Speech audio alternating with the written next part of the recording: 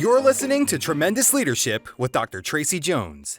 Hello, everyone. This is Tracy Jones here with another Leaders on Leadership podcast, where we pull back the curtain on leadership and talk with leaders of all ages and all stages about what it takes to pay the price of leadership. And today, I am very excited to introduce to you Keith Cole. Keith, welcome. Well, thank you very much. It's such a wonderful pleasure for me to be here, and I'm very grateful. So thank you, Tracy. You're welcome. For our listeners, let me tell you a little bit about Keith, and then I'm going to let him share how we actually connected because it's another tremendous story, as it always is.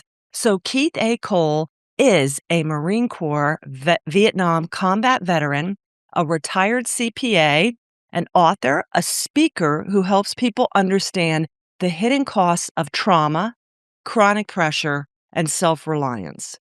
After experiencing severe burnout himself, Keith now shares a message of faith, surrender, and practical daily renewal to help people who appear strong on the outside but are quietly exhausted within discover hope, healing, and renewed purpose. Keith, I can't wait to hear what you have to say. I know you're going to bless our listeners. Well, thank you. Thank you so very much, Tracy. And I love to tell people how we connected because people are like, how did you cross paths with this tremendous gentleman? And I'll tell you, as you know, with the podcast, and we're always open to having wonderful people on here. I get a lot of pitches from companies, from PR companies, a lot, like several a day. And I'm like, okay, but I have to know there's a value congruence about it before I want somebody on the podcast. And I got an email from Keith. And he just cold reached out to me, okay, was looking, and Keith, I'll let you tell the story, but that's how we connected. And then by the grace of God, I saw this email and I'm like, okay, this one I need to read because it was from the individual that wanted to be on the podcast. And Keith, do you want to tell them about how you made the connection and the epiphany of how we were connected? Oh, yes. So I go through searching all types of outlets and types of things to find a podcast where I think my story would fit. And so when I came upon on yours, Tracy, I said, Tracy Jones, and then I looked you up on the internet and I said, oh no, Oh, no, in a good way, right? oh yeah, definitely. I said, I don't believe this. When I got out of the Marine Corps, I had one of my jobs. I had several right away. But the one particular one was a finance company where I checked floor plans. So to do that, I was driving all over the place. And so I had a cassette player that I plugged into my cigarette lighter in my car. And I listened to your father's tapes until they literally wore out, and the machine ate the tapes. And I can't believe this, and that's, I said, I have to write to Tracy to see if I can get on her podcast. Yes. And that was it. And we've all kids, the 8-track, because they used to eat our tapes. You just brought back that memory, and I'm like, oh my gosh, that was the worse than taking a pencil and trying to screw it back in. But just so exciting that he actually was familiar with this, and then to have that providential moment about how that connection goes forward. And then immediately I called Keith and talked to him and thought, oh, he's definitely somebody that we need to share. So again, brother, thank you for your service. We're so thankful for people like you. We just had our 250th birthday as a country, and it's people like you that makes it all possible. So, Keith, without any further ado, we are going to get right into the price of leadership. This was one of the speeches my father gave. We've had this transcribed and put into a booklet. It's the premise for this podcast, and it's all about if you are going to be a leader, a true leader, and not a leader in name only, a lino or a LARPing leader, that you're going to have to be paying your dues. And Keith, the first thing he talks about is loneliness. And I'm very interested to hear how you unpack that, especially with your work in trauma, burnout, exhaustion. But, we've all heard that it's lonely at the top. And I think every leader that's listening has experienced a season of this. Can you unpack loneliness for us as a leader? maybe if someone's going through a season, a resource that you may offer to them? Yes. Thanks for asking me that. I had plenty of opportunity in my lifetime to experience loneliness and different types of loneliness. And but the true and the loneliness in leadership, the first time was just becoming a guardian of my younger brother's sister when I was just 23 years old. And that was tremendous sense of loneliness in that. And there was a sense of leadership, being 23-year-old guardian for two young teenagers. Hey, Keith, Um, I don't mean to interrupt you, but I know that story, and that's kind of something that people need to hear from you. Can you tell us how you wound up at 23 years old being a guardian for your two younger siblings? I had been home from Vietnam for a while, but I was still in the Marine Corps. I had gotten out of the hospital. I was on what was called I&I duty, which is inspector and instructor. And our main reason for existence was to train reserves. And so we didn't have a base, but we're in one of the cities with a compound. And, and so the reserves would come in one weekend a month, and we'd take them to San Diego for 2 weeks in the summer and for training. But the main thing with our what we did, I consider much more important, of course, was the notifying of next of kin when their Marine was killed or wounded in action. And then we served as the honor guard for the fallen Marine. Truly, that was honorable duty, but it definitely took its toll as well. And so my last year in the Marine Corps, when that was my duty, I got a phone call. Phone call came from my brother, older brother, and he said that my mother uh, not expected to live through the night. And so I knew that she had been sick. She had cancer, and but she had my younger brother and sister, of course, was still at home, and she had asked me if she passed away before my siblings graduated from high school, if I'd be their guardian.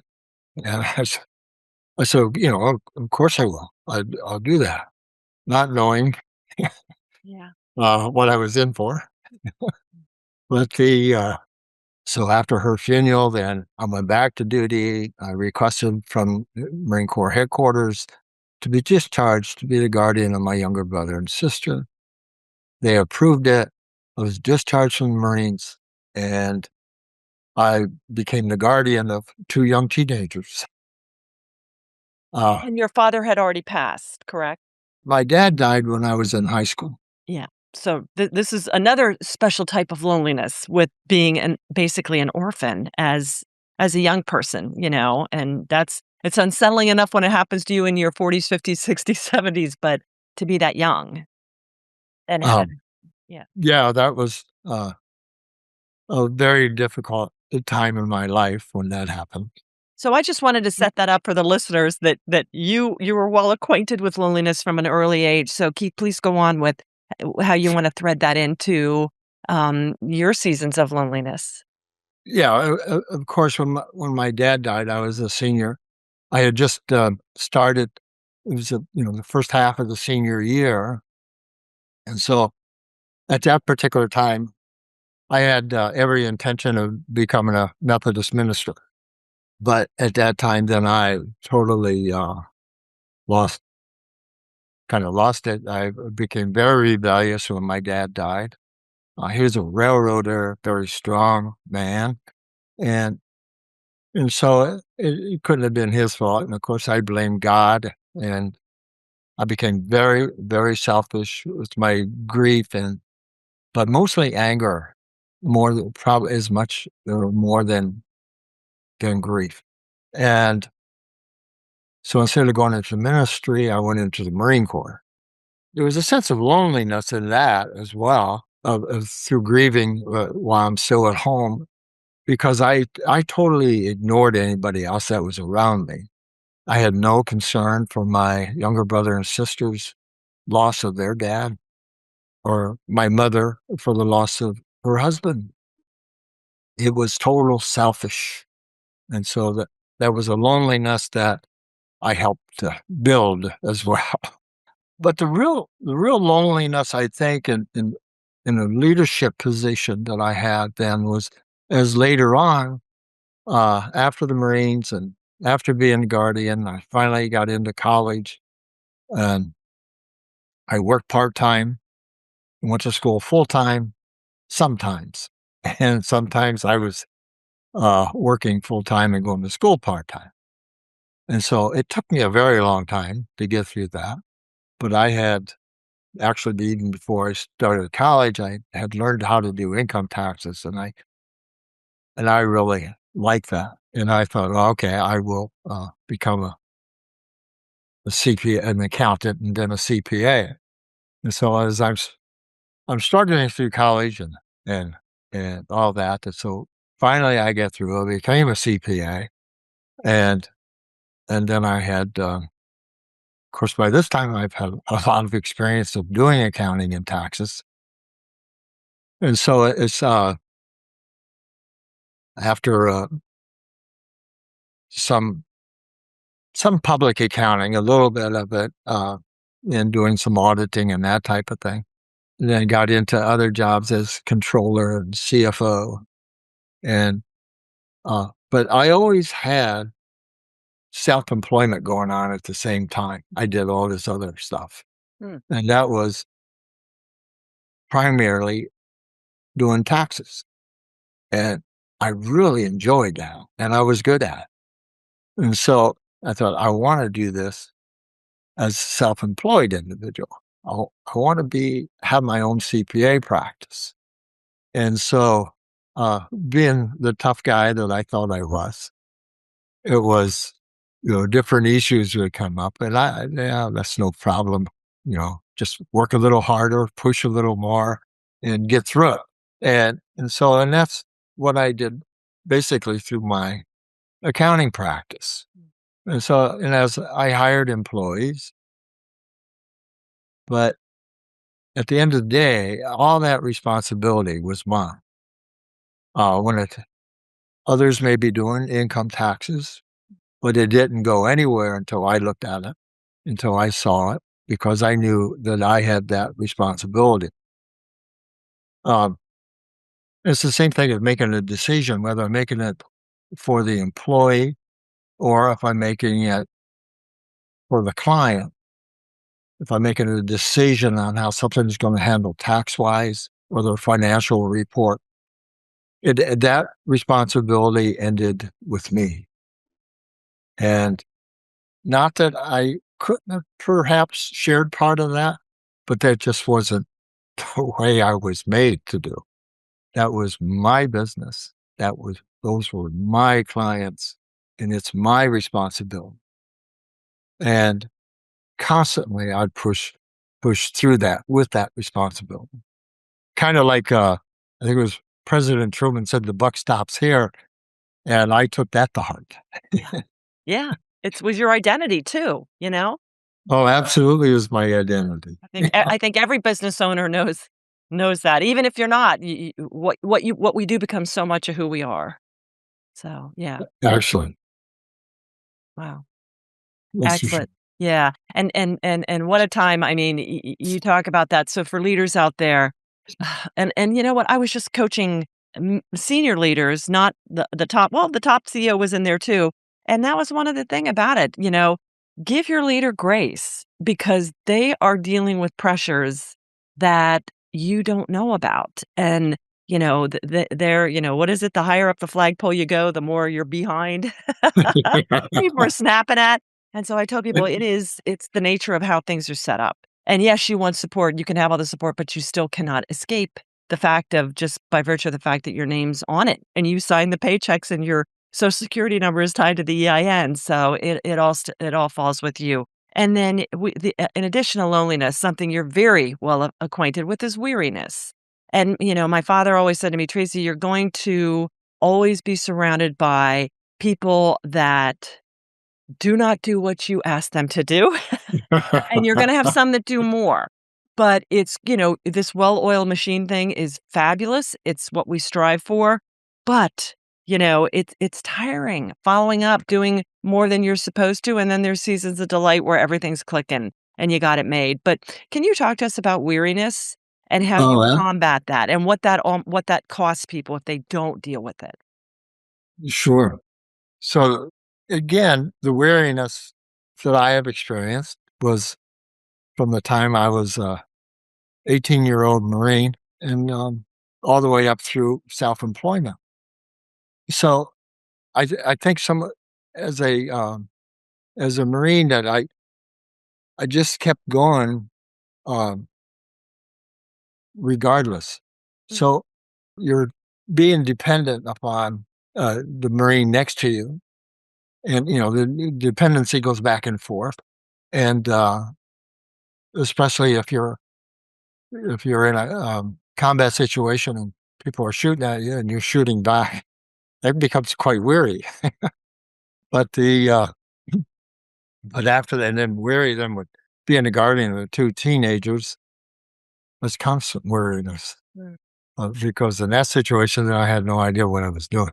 Yeah. But the weariness within the self-employment, and when I had my CPA practice, employees have their own issues, not just at work, but outside in their families and whatever that's going on there. Mhm. Some of those problems they would bring to me. Other problems, I could see they were wearing them. Mhm. And at that particular same time, I have problems. Right. The business has problems, you know. And so it makes one quite weary.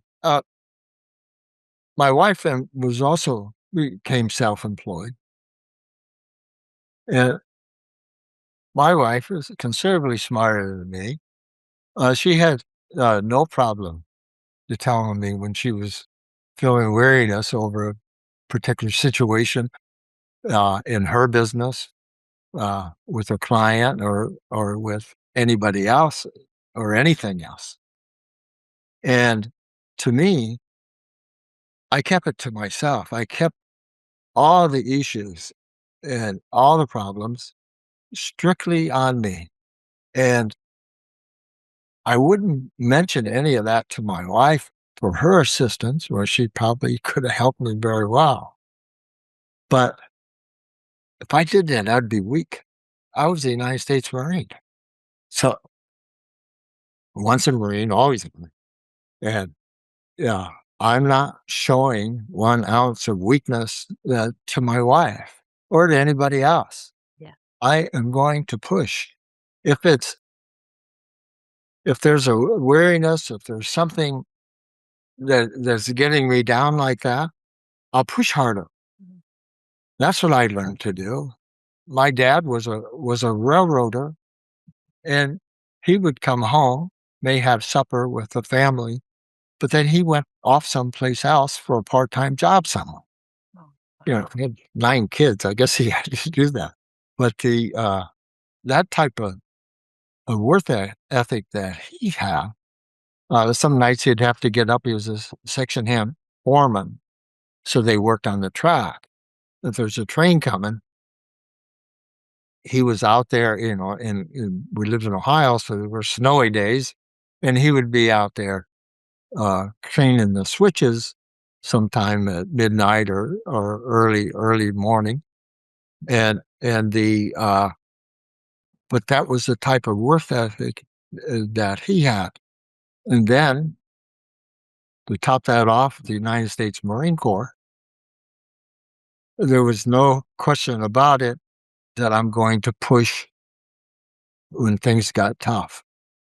And that type, as time went on, my enthusiasm for my work, which when I started as a self-employed, I was very motivated, highly, very enthusiastic, and enthusiasm stayed with me for many years mhm. about that. and then it started fading some. And then I started, do I have to get up and do this again? Type as time went on. So I began to feel emotionally numb about it. I'm writing some of this stuff down. Yeah, Keith, thank you. And Keith, as far as weariness, you said when your father passed, you were carrying that anger towards God, and nothing drags you down more as a weight than anger.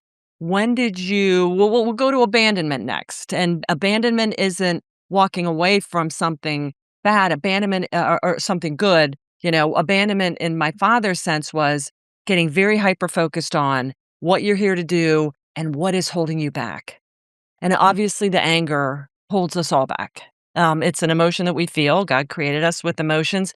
But when did you abandon that acrimonious attitude towards God and say, I got to lay that down? It became kind of like a roller coaster. Mhm. Um, the anger, I wasn't so angry after I was introduced to my drill instructors in boot camp. Uh, Yes, I like that. That's a good one. Yes, so don't ruminate and stew in it. Move on to something else so you can redirect that grief more is probably what it was. Yeah. Yeah. yeah, and so yeah, because I mean it was very physical and mental Yeah. toughness, I guess, that they were developing in Marine recruit. But the didn't change a whole lot with my seeing that God had abandoned me, which was my belief when my dad died, because he didn't answer my prayers that I prayed because my dad had a stroke and he was sick and there seemed to be no hope. And I prayed kind of a lot, but my father died anyway, and so that's when I became extremely angry. Uh, And I felt as though that God had abandoned me in that. Sure. We had, while in Vietnam, made a couple beach landings. And so we practiced the beach landings by sea, and taking Amtrak to shore. And then when we actually did the 2 beach landings that we did, they were by helicopters. So, but as we, especially I was on the second one especially. Neither time did a helicopter land. They told us to jump. Uh, I was a machine gunner, so I had a machine gun, backpack, body armor, the flak jacket, helmet, which was probably 10 pounds by itself. Wow. Plus, on the cartridge belt, I had 3 canteens full of water, 45 K-bar, and hadn't gotten uh, jungle boots yet at that time. I was still wearing those black engineer boots, those big heavy boots, and so they said jump. You said, "Whoa, jump where?" We. So then we did that on the second time, and went further in. Neither one. We didn't have any hostile fire on either landing at the time. But then we went on deeper into the country, into the jungle. We were setting up. We were setting up for a perimeter as it was getting dark, and we were very, very close to DMZ. And I was digging my fighting hole, and I got about knee deep, and I hit water. I said, "Well, this is not good." Uh, but I was smoking. I started smoking after my dad died, and being stupid, I was with a couple buddies. We were at a snack bar when I was in high school, and we were sitting at the table, and we're bragging about our smoking. And People did that back then, kids. Yeah. yeah. And in the military too. That was just kinda something, especially going to war, yeah. Yeah. I remember telling those two guys, I said, well, I'll probably my last breath I'll blow out will probably be smoke. And I recalled that as this artillery round started coming in. Oh. And I had this fighting hole halfway full of water. And I was smoking a cigarette. I couldn't get the cigarette away out of my mouth and away from me, and I started blowing out, as much as I could to get the smoke out of my lungs when I remembered that. And at that time, I asked God to forgive me and to help me through this artillery Oh attack. my. So when the artillery's coming in, it sounded like, two freight trains crashing into each other, plus the smoke and the noise and the gunpowder and shrapnel flying all over the place. And so it was something to be concerned about. I remember that story because it's kind of like that old adage. I don't know when it started, World War I maybe, but it's but it said that there's no atheists in foxholes. That's exactly what I was thinking. You must have been the originator of that phrase, "There's no atheists in foxholes," and people wanna argue with me there, and I'm like, "Oh, no, no, no, I've never met anybody that came from a foxhole that would say they didn't suddenly find God." Yeah. Yeah, that's right. Wow. Wow, wow, wow. Thank you. You hadn't told me that story before. Wow, that's just brilliant. So you abandoned that, and we're gonna talk about how your journey faith-wise. So talk to me now about vision. And again, people like us who are in the military, we don't, I think, consider ourselves particularly visionary. We like following orders. We like getting a battle plan and executing.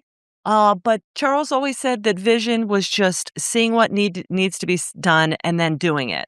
And I think that settles well with us. But how do you craft your vision for what's next? You've had a lot of different layers in your career, and how did that lead you to what you're doing now in life, Keith? The vision I have today came as a result of losing the vision that I had before. So that my vision was of this uh, tremendous CPA practice Yes. and doing something that I truly love to do. And Mm. I was helping people. There's one of the worst things in America that can happen to an individual is to get a knock on door from an IRS agent, or to get that letter in the mail saying you owe, half a zillion dollars or something, whatever it might Right. be. It seems like a zillion when it comes in the mail. Yeah. And and so I had the vision of helping all these people. Mm. And during that time, during the best time of my business, I was truly helping people. And people were very, very thankful. So it was a real thing. I'm definitely doing God's will for my life. Yes. That's how I felt going through it, right? Because I could help people. A particular time I had an attorney that came to me that got an IRS letter that he was being audited, and he was extremely upset. He's worried. But as we went over things, he started to calm down something. And as he was leaving my office, I said, "Remember, we're smarter than they are." And so, Wow, that's what an awesome thing to say, yeah. and and and then give him some peace of mind over the situation that he was in. But as time then started, then I started losing this particular vision. And that had to do because of the weariness and the compilation of all of this. Mhm. from the time my dad died through my life, all these years, all of this was pretty heavy weight that I had been carrying and not even acknowledging that I had gone through, a period of some pretty wild nightmares and troubles like that, those type of situations. From the time I was in high school and several years on until I became a guardian, it was all death. Everywhere I turned, it was death. And those years certainly weighted me down. But I pushed, and I pushed until I couldn't push anymore. And then one night, late in my office, everybody was gone, and I had kept a bottle of scotch down here in my bottom drawer, and I pulled that out. And so instead of pouring it in a glass like I normally would do, I just drank from the bottle. And there was a sense of this, what's wrong with this? It doesn't taste right or something like that. And I remember I reached for it again to take another drink. And when I slammed it back down on my desk, and I remember I said something like, "No, I can't do this anymore." And I cried out to God for help and forgiveness, of course.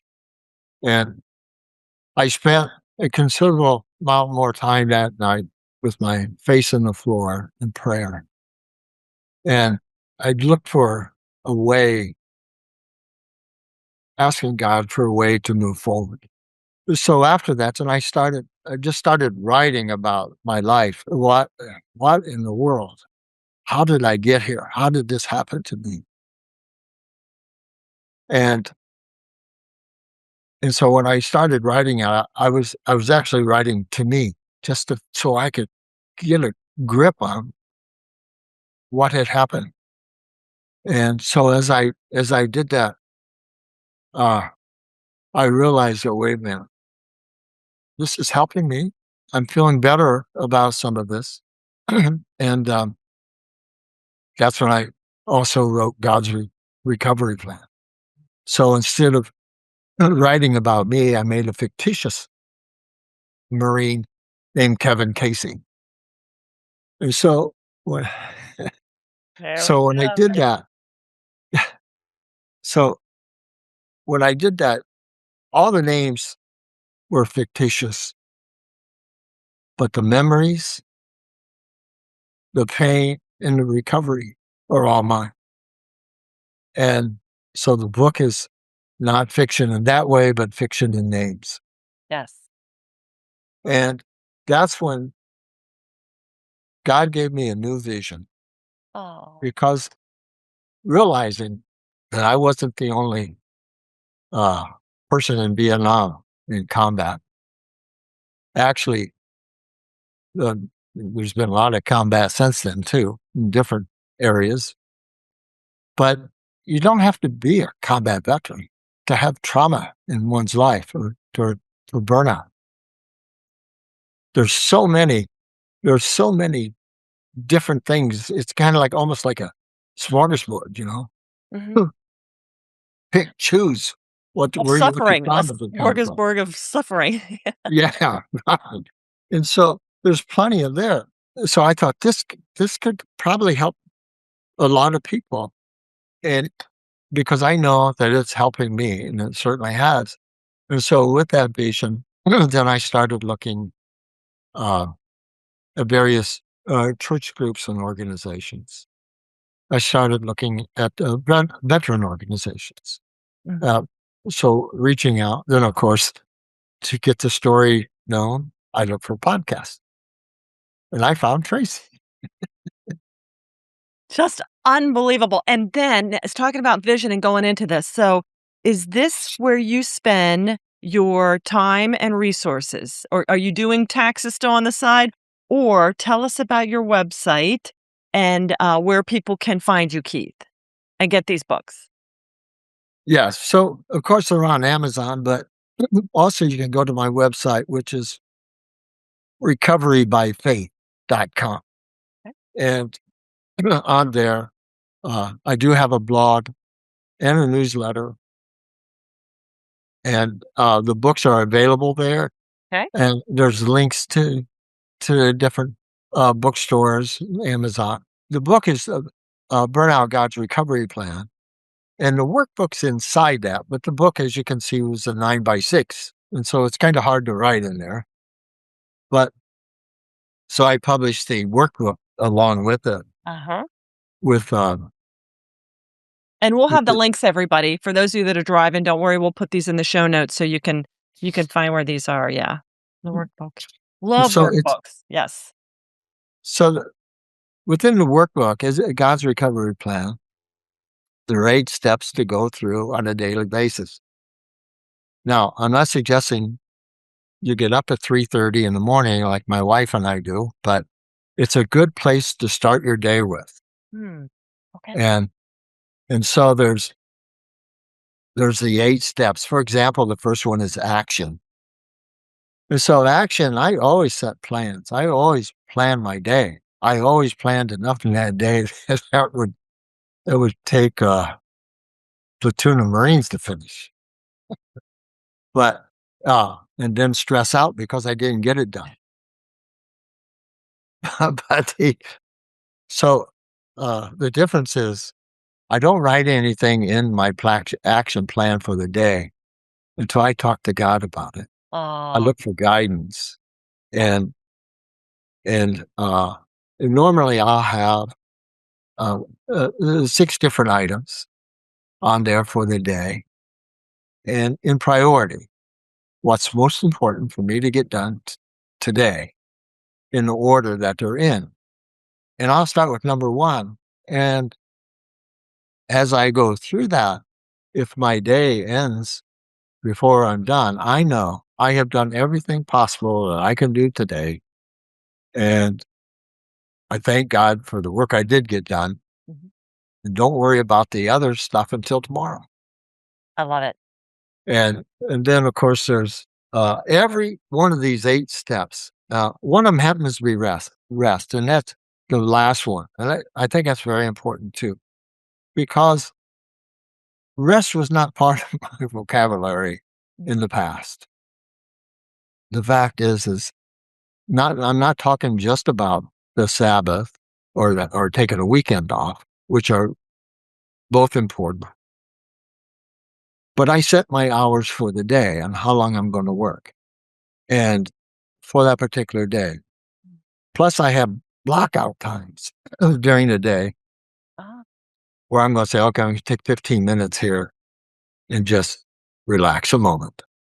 And maybe I'll use it for prayer or for a short meditation, or I may read another a scripture lesson or something, whatever, or maybe absolutely nothing, and just sit quiet and to make sure I'm on target for what I'm supposed to be doing. I love it. And so it's like going through this. I've been through it now, of course, several times, and so uh, there's 12 weeks, and each one of the elements, each week, is grounded in Scripture. Mhm. So there's a new Bible. The Bible verses change each week, Right. and the thing that really really amazed me is that I have such a sense of peace of mind today, Oh. which I think that for a long time that peace of mind actually was missing, Yeah. and but I didn't know what I was missing. I didn't realize it was this piece of. Yeah. And again, I was working with a bunch of leaders, and that's the thing, pursuit of happiness. We just had our birthday party as a country. I get that. I even get joy. I get that. But the main thing I think for leaders, it's just peace, because we know the storms can be raging around us, but it's life. And you think we have it tough? Look at people in other countries, what they're dealing with. So I love that, that is where we all get centered at, and that's how we weather this, Keith. So, Keith, I can't thank you enough for sharing this. And can people reach out to you via your website? Do you do workshops? Do you do speaking? Do you do coaching or counseling? No coaching or counseling, but I am preparing workshops. Good. And the best way to reach me is through my website, recoverybyfaith.com. And if you just put my name in front of it, Keith at, and emails that come directly to me. I love it. And we'll, I again, for our welcome listeners. emails. Yeah. Pardon? For our listeners who will put that in there. So I'm Yeah. excited, Keith, and my husband is a Marine, and I showed that to Yes. him, and I know a lot of Marine friends and dear brothers and sisters in Christ. So I'm so excited to get this and share this out there. And Keith, anything else as we're wrapping up the Price of Leadership journey, which you have certainly paid, and I know you've given our listeners just some beautiful reflections on what you went through, and I know it helped them get a better perspective on what they're dealing with. Yes, thanks, Tracy. I think that when preparing actually for today's show, I looked at the 4 elements of leadership in actually in a much different light than when I heard I heard that 50 some years ago for the first time. Yeah. And by doing that, I think I have really organized things in my mind much better as far as my total life and how things went. But one big thing I think for the leaders who are listening, and for anybody, whether you consider yourself a leader or not, if you're listening, is that when you have the certain issues and you think you're tough, there is no strength like there is when you ask for assistance, when you ask for help, when you can actually admit that something's not quite right and what's going on. My life, my whole life, I have been a tough guy. I've been strong, and I knew it, and I let people know it. And so, but there is no strength like it is when you ask for somebody's help. Yeah, that's beautiful. And that is not a weakness. No, absolutely, Keith. And I love what you shared. And, your story about reflecting back now at the price of leadership, the loneliness, weariness, abandonment, and vision now versus then. It reminds me of one of my favorite quotes by Muhammad Ali. And he says, the man who looks at the world, loosely translated, the man who looks at the world at 50, the same way he looked at it when he was 20, has just wasted the last 30 years of his life. And so we go through these things to become, and Charles would say, it's not meant to, it's not about you. Pain is never about you. It's to build you down and make you stronger so you can continue to grow and, most importantly, share this with other people. And I know your stories have really the more I hear about it, the more I'm like, oh my goodness, Keith. So I'm so thankful that you took that action that morning and said, I'm going to find podcasts to be on. I thank God for the providence to connect us all these years later.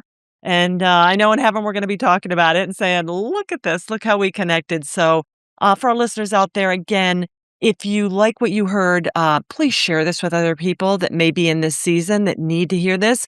Connect them with Keith and his website. You know what Charles said? You're going to be the same person 5 years from now, except for 2 things, the people you meet and the books you read. So you just met the tremendous Keith A. Cole, and you're going to get a copy of his book, The Discovery Plan, the workbook. And just connect with him. There a lot of tremendous churches have celebrate recovery groups, and we're all walking around with certain levels of hurt, but there is healing through that, and we can find peace through that. And I thank you, Keith. You epitomize this with your sweet nature and just what's going on in your life and how God has called you to this next chapter. So again, brother, thank you so much. Well, and thank you, and thank you for your audience. And Tracy, to you and your husband both, Semper Fi. And, Aim high, semper fi. You know it. and thank you for your services as well. It was an honor. It was an honor, brother. All right, everybody. Thanks again. Have a tremendous rest of the day. Bye-bye. Thank you for listening to Tremendous Leadership with Dr. Tracy Jones. Find out more about Dr. Jones at www.tremendousleadership.com. If you've been ignited by something you heard in this episode, let us know by leaving a review for Tremendous Leadership wherever you listen to podcasts, or by sending us a message through www.tremendousleadership.com.